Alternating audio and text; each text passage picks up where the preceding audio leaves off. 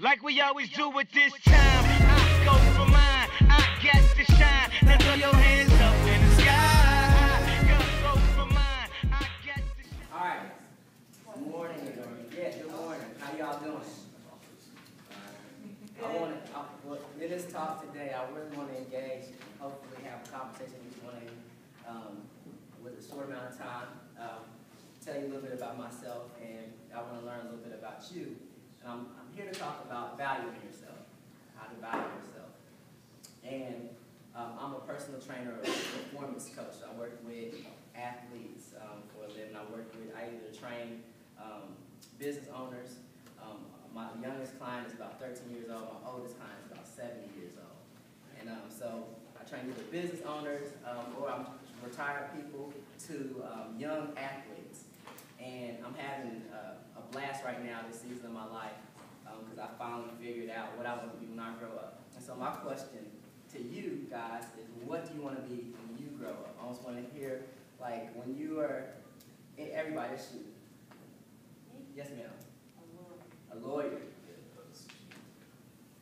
Yes, sir. Engineer, and then also a degree in business and marketing. Okay. An MBA. Okay. Chemical engineer. Okay. Sir. Sports management. Yes, sir. Say it again. A brain surgeon. Wow. Okay. Y'all had it. So I got some nice jobs in it. Probably a pro athlete. A pro athlete. Okay. Jack, not an actor. Not an actor. Okay. You wrote. Yes. Police officer. That's good. That's good. Justice. That's doing good. Anybody else? I'm still working. We're working on it. Me too. Me too.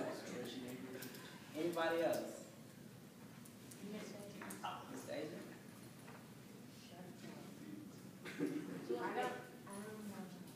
You don't know? That's good. That's good. That's good stuff. There's nothing wrong with that. I'm still figuring some of that out too. Anybody else? Yes, ma'am. Pediatrician. Good deal. Good. So I'm like I said, you know, we all are figuring this out. There's nothing wrong with not knowing completely exactly what it is that you want to do. But I want to talk a little bit about what I do. And when I was young, what I wanted to do, I wanted to be Emmitt Smith. I wanted to be in the NFL. So I was like, I wanted to, I looked at myself at the time, and you know, I wasn't the biggest guy, but I was like, you know, Emmitt's not that big. So I was like, you know, but he was fast, he was disciplined. I watched him, I studied him. I watched him in college and watched him in the pros. And I was like, you know, he was kind of the guy who I looked at because he wasn't the fastest guy, or he wasn't the most athletic guy, but he was really consistent. And so he really stood out to me. And so Emmitt Smith, like when I was thinking about it this morning, what I was talking to you guys about is what I want to be when I grow up, and what I'm doing now. And that journey that we go through when we're figuring out what exactly we want to do.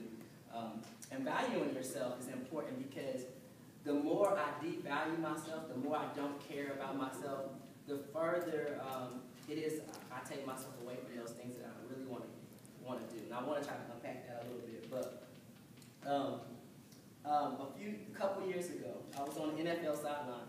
So I felt like, wow, I made it to my goal.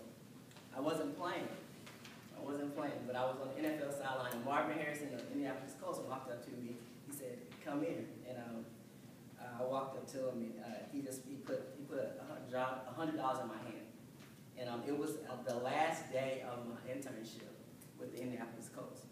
And that kind of brought like a whole lot of emotion together for me, because that summer I spent time working with him. I spent time working on him as a therapist. And yes, sir.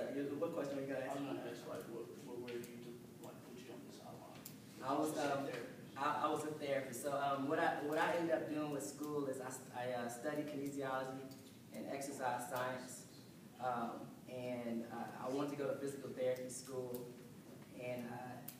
but I wanted to get a degree. I was one of the first in my family to go to school, so I wanted to get a degree. And so I didn't apply to PT school. I got a degree in kinesiology, and I ended up going to a physical therapy school to study athletic training. Actually, I interviewed with the Colts post-graduation. I had been working in the YMCA as a trainer, and I didn't get the internship the first time I applied. I went to school, went to PT school, and I'm fast forwarding a little bit, but I went to PT school to study athletic training, and my actual first internship with the NFL was with the New England Patriots in Foxborough, Massachusetts. So I worked with them for a little while. It was funny how that happened, but just pushing towards my passions is what got me to those points, like really like thinking, well, what am I passionate about? What do I really want to do? And dreaming big and not giving up on dreams. Trying to figure out what I need to do to actually get an interview, to get on the sidelines. And it was a long process. But now on this side of things, I've actually worked with 3 NFL teams, and 2 years ago worked with my first NFL athlete as a therapist, like independently. So I wasn't working for the NFL, I was working for him. And I'm actually going to go see him today. I'm getting on a plane. I will be in Arizona. Yes, ma'am. Wait, so are you a certified athletic trainer, or are you like a PT? I am a performance coach. So I have a degree in kinesiology, I have a degree in athletic training, and I have a degree in sports administration. So I like to chase things for a long time. And So how many different colleges did you go to? I went to 3. Went to 3 different But how universities. many years? Huh? How many? Years. I went to 3. Oh, how many years? Well, I started in the UK in '98, and I finished in 2000. I finished in '04, and then I worked for a while, and then I went back to school, and I finished in '09. But all the while, I've been training at the YMCA, so I've always been around people trying to figure out how to help people with injuries, how to help people who are active, want to stay active, but they have injuries. And so that I chased after learning as much as I can about how to help people with injuries and stay active. All right. And so, but the things that you talked about, everything that you guys said, is the same things that resonate with me. Is people want to do something big. There's this guy, his name is Erwin McManus, and he wrote this book called Soul Cravings. And he talked about 3 things that our souls crave for. We crave for intimacy, destiny, and meaning. And basically what that means is we crave to do something big. You know, we crave to be an electrical engineer, a brain surgeon, or a police officer. We crave to do something big. We crave to be with others. So we want, I think that a part of what we want to do as we are making something out of ourselves is we want to help other people with our resources. We want to help our family, help those who are around us. And we want to mean something. We crave to do something that means something that's impactful, that we create something for other people. So now my life is centered around trying to create programs for youth, high school athletes, to try to give them as much as I can give them from a professional athlete standpoint. How do you take care of your body, and teach them how to take care of their bodies on a daily basis, and address mindset, and how do we eat well. And fundamentally, you learn how to eat well, you learn how to exercise well, and practice the same things over and over again when you value yourself. And it's really easy for us too. It's really, even for me as a trainer, it's really easy for me to choose something that might not be the best for me at times. You know, I may say, you know what, I want to go to Indies and get an 18-piece chicken. I'm gonna eat that. But I try to make sure that I balance that with most of my time during the week, nutrition and learning about nutrition. I am learning about how to eat well, even at 32 years of age. I'm learning how to eat well because I think the first thing we have to know, first thing I've learned is that I didn't learn how to eat well at home, just based on like my folks are from Alabama, deep south. We eat a lot of stuff that wasn't good for us, you know. And not to tell you not to eat those things or to take those things away, but learning how to integrate good and healthy habits within your diet comes from a mindset of knowing, first and foremost, I didn't have much knowledge about good diet, you to begin with. And so, like, as I'm teaching individuals about that, I'm gracious with myself in the process as well. I'm learning how to do those things well. So I just came to talk to you guys about that and why exercise. Exercise is something to me that definitely, foundationally, helps us understand how to take care of something that doesn't belong to us. I talk to groups all the time, and I talk to younger kids, and I'll ask them this question, and I'll say, hey, I have this Ferrari. What would you do with my Ferrari if I gave you my Ferrari for a day? And they talk about, we would clean it, we'll polish it up, make sure it stays clean, vacuum it out, we'd drive it, we'd take care of it, make sure we don't run into anything. And I was like, why? Because we want to give it back to you the way you gave it to us, right? And so I try to engage them in the conversation about stewardship, like things that don't belong to us. How do we take care of things that don't belong to us? I think our bodies, once we know or we realize that our bodies do not belong to us, we're able to take care of them a bit better. Once we realize that if we take care of ourselves well, then we take care of ourselves well, thinking about our parents. We want to be around to see them. Maybe kids one day. Maybe we want to have kids one day. We want to be able to see them. You want them to be able to see you. Really important to value yourself.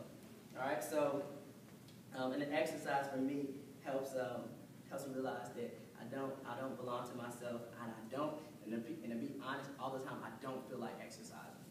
Every time I don't feel like eating vegetables, all the time. But I know that the reason why I do it is because of those around me. Because I want to get to those goals that we all talked about. We want to get to those goals. We want to get to them in a safe manner. So I'll be thinking about you guys, and I'm definitely wishing you all well with what you want to do. And we're gonna circle up in the back. Honestly, I brought a bunch of stuff to do a little boot camp with y'all, but y'all dressed real nice today, so I really just want to do more stretching.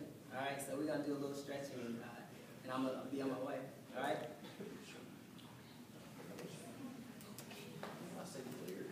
So we're gonna circle up. No, we're not gonna boot camp. We're gonna circle. Let's circle up. Okay. So you'll be hearing from me. First thing we're gonna do Thank is you. just cross our legs, and we're gonna go down. All right, cross and go down. So what did Kinesiology it just means to study of movement. Study of movement. We're gonna hold this for a little while, guys, and then we're gonna do the other side. What you want to do is you want to make sure your front knee, like put your hand on your front knee here, and you're gonna kind of push it back. And it's gonna stretch the up. It's actually stretch the leg. So you have to you never do. Let's come up. We're gonna switch sides.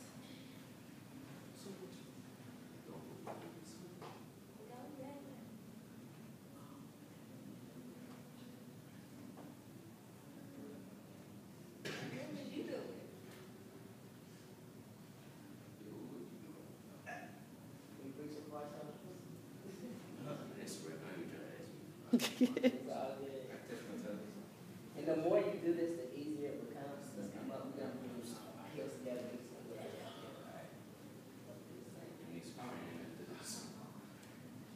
Let's try to, we're going to start with your knees kind of soft like that, all right? As you reach it, and then press them back. Like, ooh. And then like this, let's just like pump them. So you're going to bring the knees in. So you'll feel the tightness in like the back of your legs there, and maybe even in the back of your legs up top.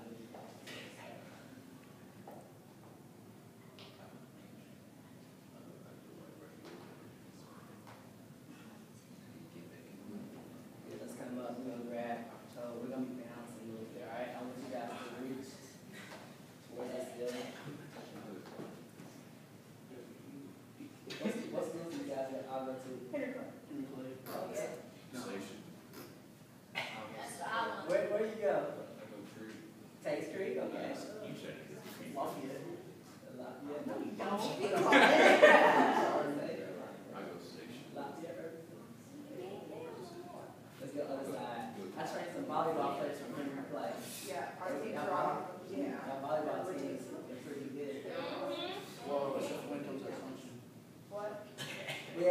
struggling with Louisville, but we're gonna get Louisville next year. We went to the playoffs this year. The final four, we were in the semifinals. Let's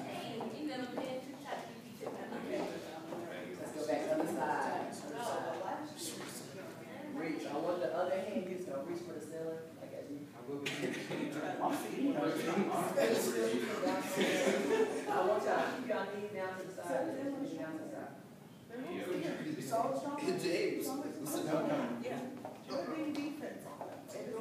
Is he? Next to the side. Okay. Just tell him. Come on, talk and talk to him. Just tap it.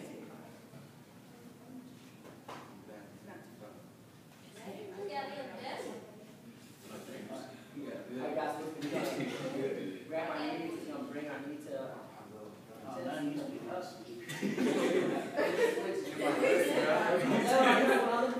Jeans, I was like, yeah, we can't do that. I have like a whole bunch of stuff in that bag back there. So you pull up the food. I'll put it on our next time. I gotta come to some sweats next time. Alright, last stretch, we're gonna go up top, stretch our arms, kind of push towards the ceiling, push back. Keep your elbows locked out.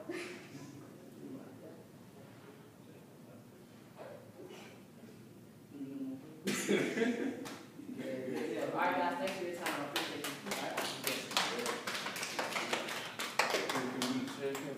Like we always do at this time, I go for mine, I get to shine. Now throw your hands